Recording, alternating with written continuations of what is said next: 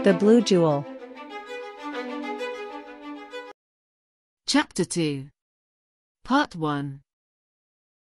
Many scholars who have studied the facts. The main consider that everything that happened was a coincidence. I can consider myself one of them. He disagreed. Everything that happened was a consequence of that all the chips were at the time in the adequate situation. It was not the result of chance. Except from the book, The Eternal War. Author, Pentella Blent. Nothing could be done. In 2 weeks he would leave his post. Now he had to take care of Liana and the rest of the patients. As soon as she left the tower, the young woman was met with a great uproar. The tower had a wide esplanade as a square that was full. The crowd crowded around Matani, his son, and 2 strangers. This surprised the young woman. If Matani had not deceived her, Phidias had left for a trip this morning.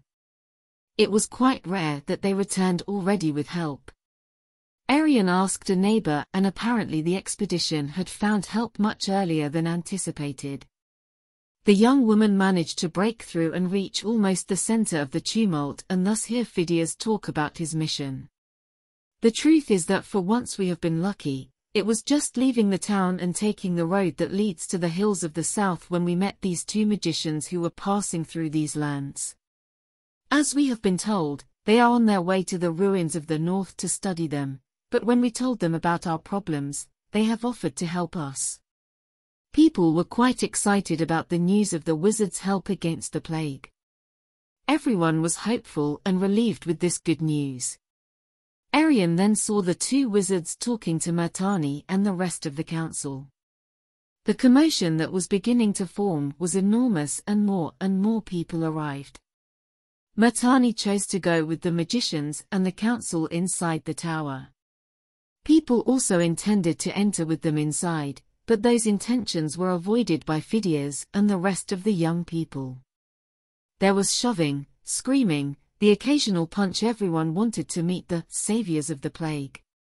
The situation was increasingly tense until Matani himself had to throw a good shout to calm the spirits and stop the fight attempt.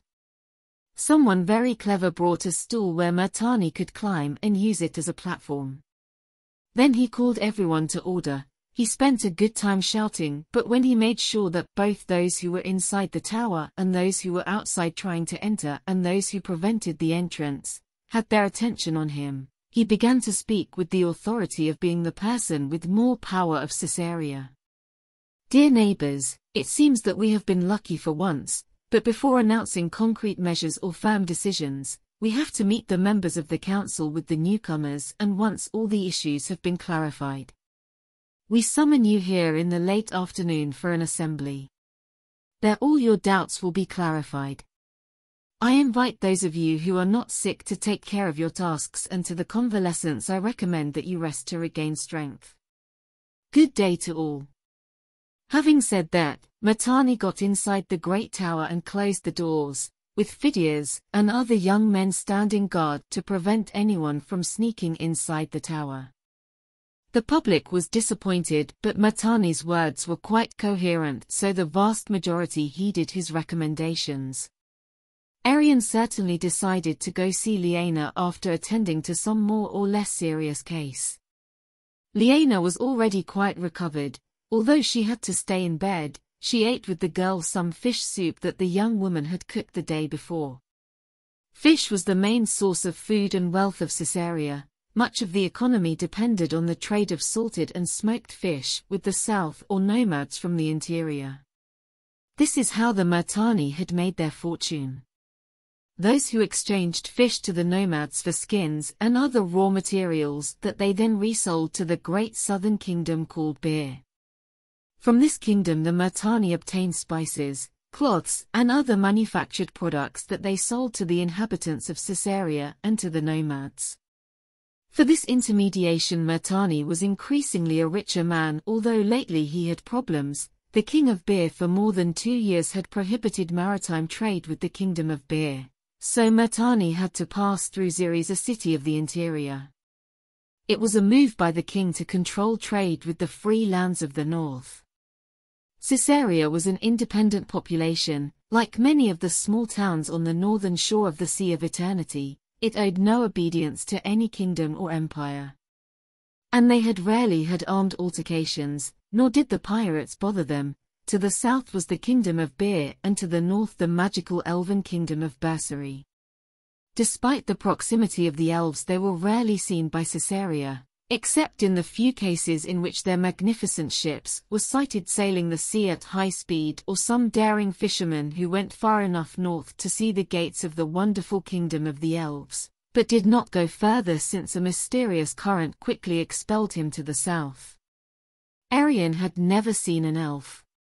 The closest he came to seeing them was once, in the company of Loaf and Nilam in the course of a summer excursion through the mountains of the interior. They reached the gates of the kingdom of the elves.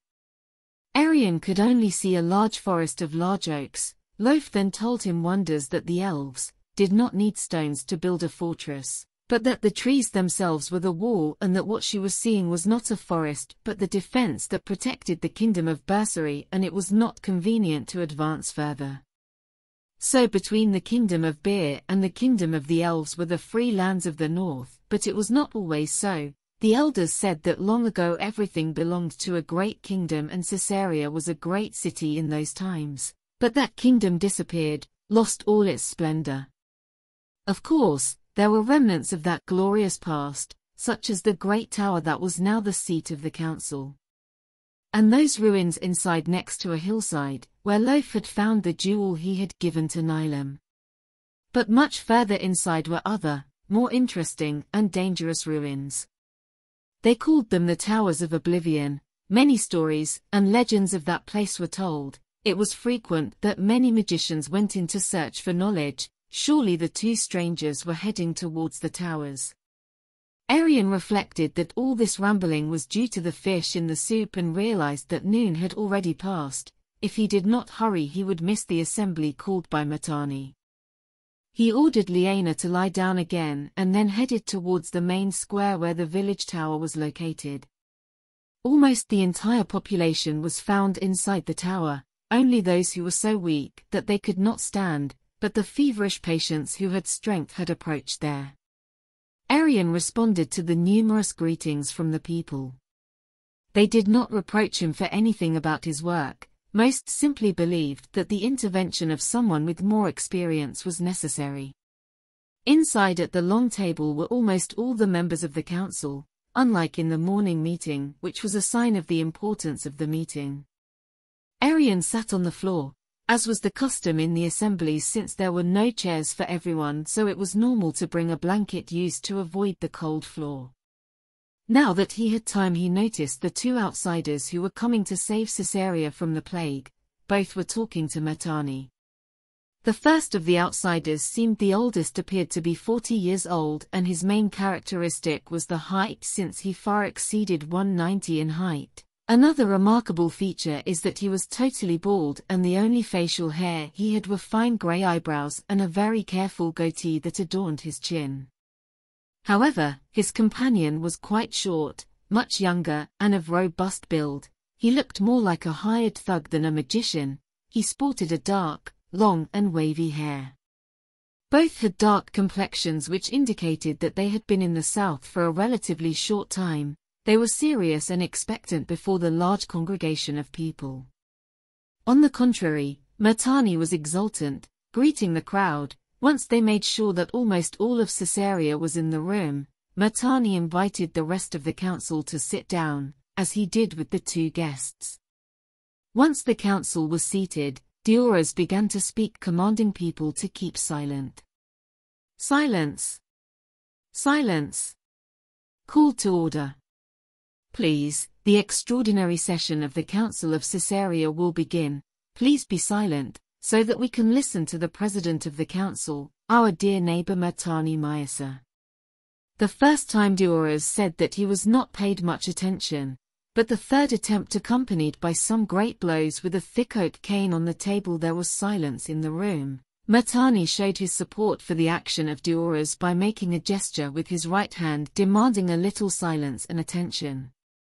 When the ambient sound was low enough and most of those present were already focused on Matani, and once the silence was done, Matani began to speak.